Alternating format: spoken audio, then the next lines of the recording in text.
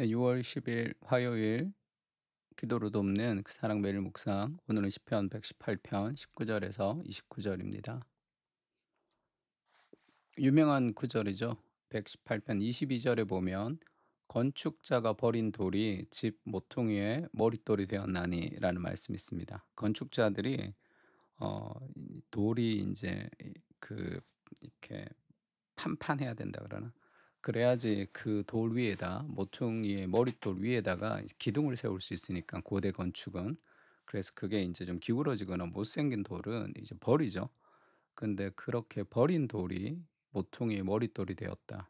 인간의 눈에 참 보기에 하찮지만 하나님이 가장 귀하게 사용하시는 그런 모습, 그리스도의 모습, 그리고 우리의 모습을 지금 보여주는 그런 예언적 구절이라고 할 수 있습니다.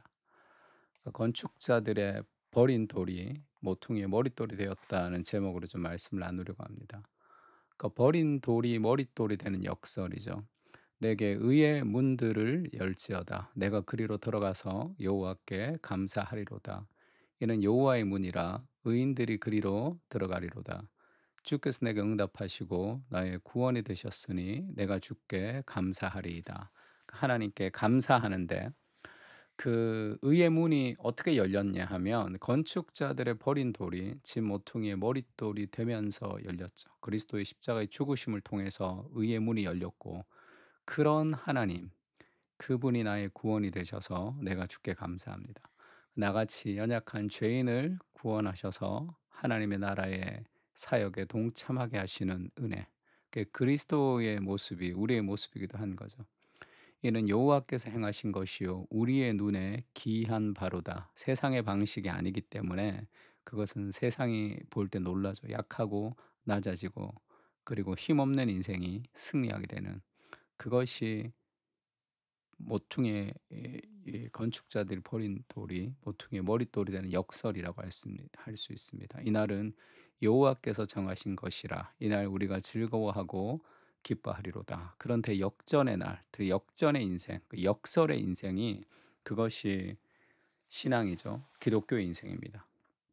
무식한 인생을 통해서 일하시고 연약한 인생을 통해서 일하시고 우리같이 죄인을 통해서 하나님이 역사하시는 그 은혜가 결국 신앙의 비밀인 거죠. 이것을 우리가 깨닫지 못하면 하나님을 의지하지 않고 세상의 방식대로 뭔가를 성공해 보고자 아주 애쓰며 그렇게 살아갈 때가 있습니다. 그리고 늘 뒤처지죠. 우리가 다른 판, 그러니까 다른 게임을 해야 되는 거야. 유한 게임이 아니라 무한 게임을 해야 되는 거죠. 다른 방식으로 하나님이 우리를 사용하십니다. 예수님이 이제 그렇게 된 거죠. 그래서 건축자들이 버린 돌이 모퉁이의 머릿돌이 되었다 했으면 그렇게 말씀하시기도 하셨습니다. 사무엘상에도 마찬가지죠. 사무엘이 하나님의 그 사람, 왕을 세우기 위해서 기름 부으러 이새의 집에 갔습니다. 다윗의 형들을 봤더니 너무 마음에 들어요. 그 사무엘이 보기에 '아, 이 사람이 참 왕이 되기에 합당하다.' 할 정도로, 근데 다 아니었습니다. 그리고 말제, 하카톤이죠. 아주 형편없는 그런 어린아이 같은 그런 연약한 다윗을 통해서 일하시죠. 하나님이 그렇게 얘기합니다. "사람은 외모를 보거니와 나 여호와는 중심을 보느니라." 사람은 외모를 보지만 나 여호와는 그렇지 않다. 그 반대를 본다는 거죠. 연약하고 힘들고 하나님을 의지하는 인생을 통해서 하나님 일하신다 얘기합니다. 고린도후서도 바울이 그렇게 고백하죠. 우리가 약할 때에 너희가 강한 것을 기뻐하고 또 이것을 위하여 구하니 곧 너희가 온전하게 되는 것이라. 하나님 앞에 우리의 인생이 아름답게 사용되기 위한 전제 조건이 있다면 그것은 철저한 무너짐입니다. 내 힘으로는 할 수 없구나. 내 힘으로는 직장 생활을 제대로 할 수 없구나. 내 힘으로는 사업을 잘 진행할 수 없구나. 내 힘으로는 내가 신앙생활을 바르게 할 수 없구나. 내 힘으로는 자녀를 잘 양육할 수 없구나라는 그 삶의 깨어짐을 통해서, 그 절망을 통해서 우리는 하나님을 의지하게 되고 약할 때 강한 그런 역사들을 경험하게 되는 거죠. 제가 좋아하는 사람 중에 이재은이라는 예전에 그 뉴스데스크 아나운서 있었죠. 지금 결혼해서 이제 뉴스데스크에서는 이제 빠졌는데 이번에 그 대통령 선거할 때 또 이 아나운서가 나와서 진행하더라고요. 2021 년부터인가 한 6 년을 계속 이분이 진행을 했기 때문에 지금 간판 앵커가 아니라 선거할 때는 그 이재현 아나운서가 와서 인제 선거 방송하는 거를 제가 이번에도 봤습니다.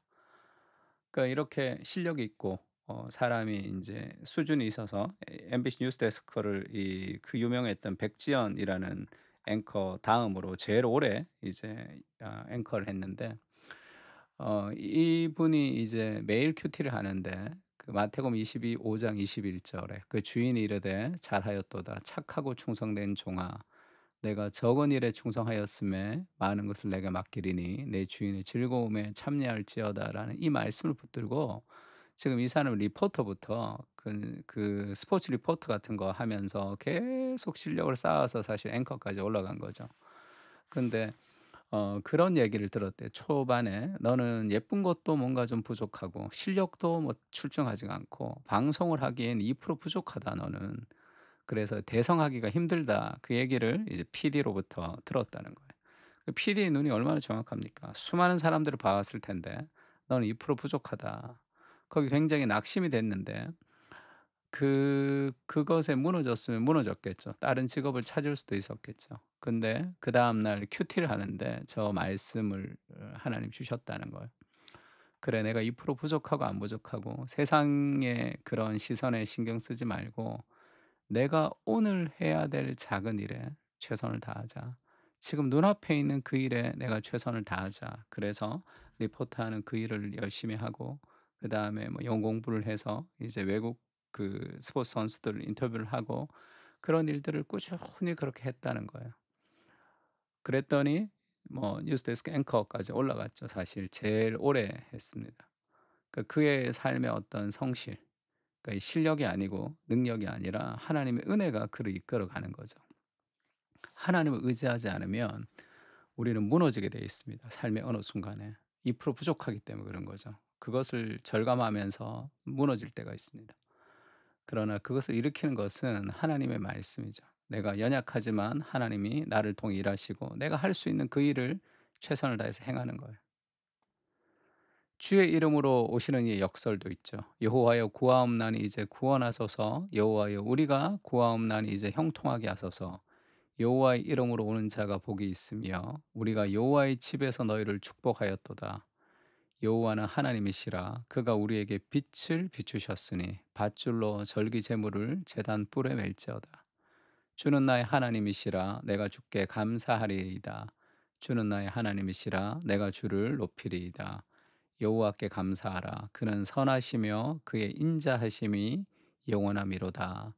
지금 26 절이 아주 흔히 우리가 잘 아는 구절이죠. 여호와의 이름으로 오는 자가 복이 있으며 우리가 여호와의 집에서 너희를 축복하였도다 할 때 주의 이름으로 오시는 자여라고 얘기했더니 호산나 우리를 구원하소서 할 때 호산나 하고 외치는 겁니다. 주의 이름으로 오시는 자. 그러니까 이 시편 118편 26 절이 마태복음에 쓰였죠. 예수님이 예루살렘으로 이제 왕으로 이제 입성하실 때 앞에서 가고 뒤에서 따르는 무리가 소리 높여 이르되 호산나 다윗의 자손이여 찬송하리로다. 주의 이름으로 오시는 이여 가장 높은 곳에서 호산나 하더라. 이렇게 주의 이름으로 오시는 이 그 그리스도를 맞이할 때 그 백성들이 소리를 지르고 환호를 지르고 승리의 그 어 면류관을 흔들었습니다, 그들이. 종려 나무 가지를 흔들었단 말이에요. 근데 이 입성이 어떤 입성이었냐면 4절 5 절에 보면 예수님이 나귀를 타고 입성하시는 거예요. 그러니까 대통령 취임을 했는데 자전거 타고 막 가는 거랑 비슷한 거죠. 승용차, 고급 승용차가 아니라 이는 선지자를 통하여 하신 말씀을 이루려 하심이라. 일러스되 시온의 딸에게 이르기를 너의 왕이 내게 임하니 이만하니 그는 겸손하여 나귀 곧 몽에를 매는 짐승의 새끼를 탔도다 하라 하였느니라. 지금 이게 예수님이 예루살렘을 왕으로 입성하시는데 겸손하여 나귀의 새끼를 탔다는 게 뭡니까? 이 왕적 입성이 세상에 보는 그런 능력과 그런 권위와 힘의 왕이 아니라 겸손해서 십자가의 축으로 가는 왕이죠. 희생하는 왕입니다. 백성들은 몰랐죠. 주의 이름으로 오시는 이를 환호했지만 그는 죽음과 희생과 낮아짐을 통해서 진정한 통치를 이루는 그 주의 이름으로 오시는 이 역사를 그들은 잘 몰랐습니다. 이것이 하나님의 방식이죠. 세상과는 다른. 그래서 그리스도의 희생을 통해서 우리가 그 의의 문으로 들어가게 된 거죠. 염소와 송아지 필요하지 아니하고 자기의 피로 영원한 속죄를 이루사 단번에 성소로 들어가셨습니다. 그래서 그 예수로 말미암아서 우리가 한 성령 안에서 아버지께 나아감을 얻게 하려 하는 약할 때 강한 그런 진정한 기독교의 역사를 예수님이 삶을 통해서 우리에게 보여주시는 거죠. 우리가 하나님 앞에 설 수 있는 이유는 그리스도께서 희생되셨기 때문입니다. 주의 이름으로 오시는 이는 겸손하여 나귀를 타셨습니다. 희생을 통해 죽음을 통해 낮아짐을 통해 진정한 승리를 보여주신 예수님을 깊이 사랑하며 우리도 그 길을 걸어가게 하옵소서. 좀 더 희생하며 그리스도를 위해 작은 것들을 귀찮은 일들을 행하며 살아가게 하여 주시옵소서. 아멘. 참된 승리가 어디 있습니까? 자신을 낮추는 거죠. 자기를 버리는 겁니다. 세상과 하나님을 위해서 인생을 드릴 때 진정한 승리를 맛볼 수 있는 거예요. 나 자신의 승리를 위해서 삶을 살아가면 결국 아무것도 얻지 못하는 삶으로 끝이 나게 됩니다. 하나님, 그리스도를 따라 살아갈 수 있도록 진정한 승리 우리에게 주실 수 있도록 그렇게 시편을 가지고 함께 기도했으면 좋겠습니다. 다 같이 기도하겠습니다.